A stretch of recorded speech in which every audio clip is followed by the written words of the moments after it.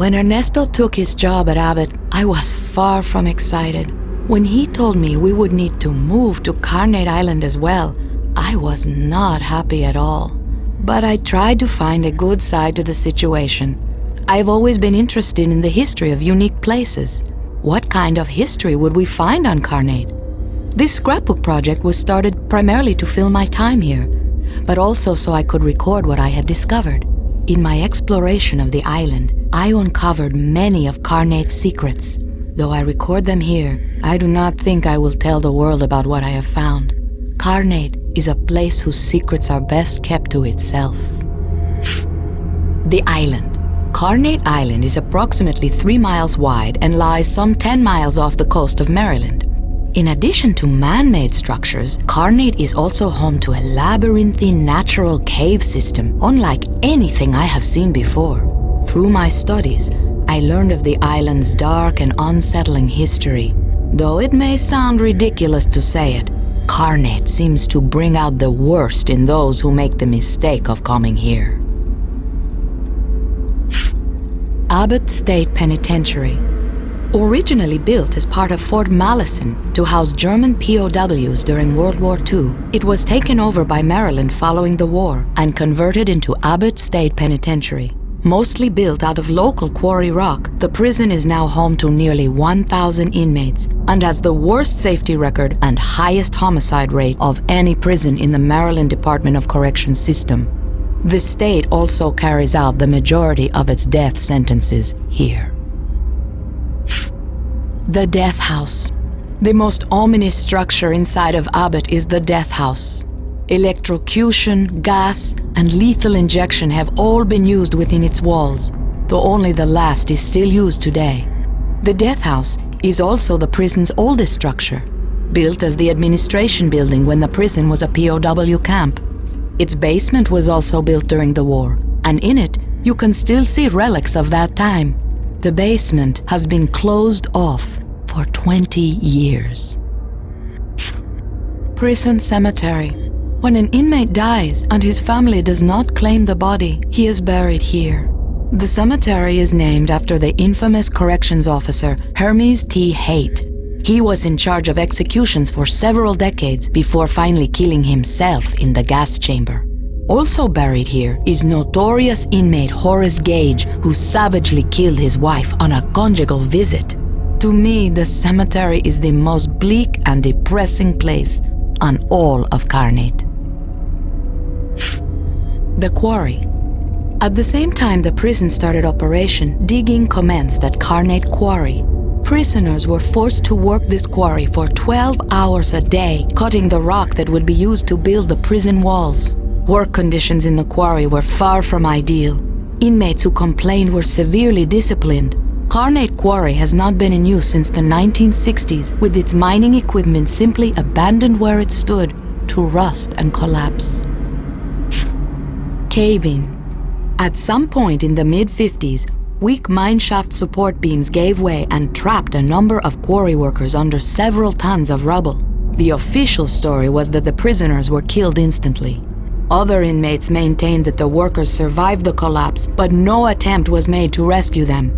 The inmates were so enraged, they revolted against the COs and lynched 5 of them. What really happened may never be known. The Asylum. On the far western edge of Carnate stands an old Victorian home built in 1877. In 1899, the home was converted into the oddly titled Carnate Institution for the Alienated. This small institution was run by one Dr. Killjoy, whose methods were far from conventional and often tragically lethal. What exactly happened to Dr. Killjoy is unknown, but the asylum was abandoned in the 1930s and has been uninhabited ever since. Burned house. Though I know little about this site, these ruins of an old home are oddly fascinating to me. The small house appears to be from the mid-19th century, and I would say it certainly predates the asylum. Nearby is an old abandoned well that seems to be especially deep. Since the house burned down, one cannot help but wonder if Carnate itself was trying to drive away the people who lived inside it. if one chooses to believe in such things.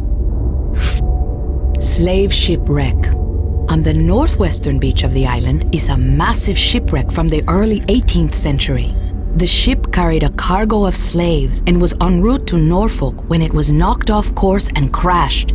Apparently, the traders feared releasing the slaves they carried and instead left them trapped in the hull where they were slowly eaten by rats. How the ship has survived the elements nearly 3 centuries is certainly a mystery. The Bluff.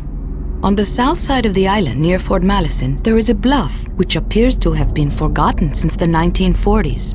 Along the ocean side of the bluff are 3 wood posts riddled with bullets to which dead bodies are still attached. This seems to be the site of the little-known 1944 execution of 3 American soldiers, executed on suspicion of treason. No actual evidence of wrongdoing was ever found. Crashed plane. This bizarre relic is a Horten 229A1, an experimental plane developed by the Germans during the latter stages of World War II. It crashed on Carnate in 1944 to the great distress of the fort's colonel. Taking his cue from the Japanese internment camps of the West, the colonel wanted to root out the traitors he suspected had led the plane to Carnate. He executed 3 of his own men who happened to be of German ancestry, but who were almost certainly innocent. Why the plane actually crashed here remains a mystery. World War II fort. Built in 1942, Fort Malison served as both coastal defense facility and POW camp. The fort had some 250 men and held approximately 1,000 prisoners. The fort's most notorious story is of its colonel, who executed 3 of his men for treason because a German airplane crashed on the island. A subsequent court-martial found no evidence to justify these executions, and the colonel ended up taking his own life. Old Cemetery. This cemetery is home to the remains of 11 Puritans who were accused of witchcraft and burned at the stake in 1681.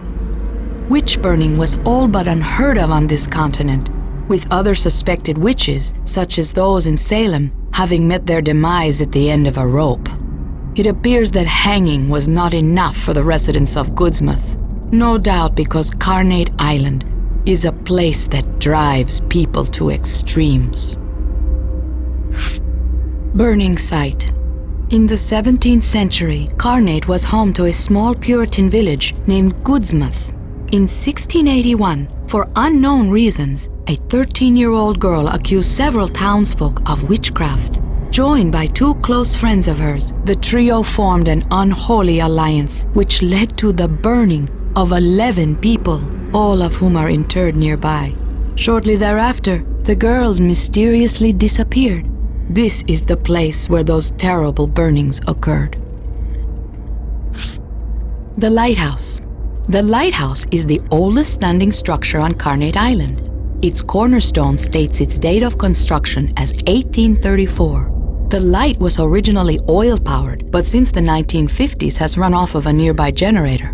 Similarly, the lighthouse's rotation was originally powered by a system of gears that would periodically need to be recranked. To this day, when the power goes off, the motion needs to be restarted by hand cranking.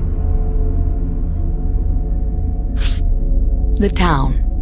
Built on the site of the Puritan village of Goodsmouth, this town is home to nearly 30 corrections officers and their families.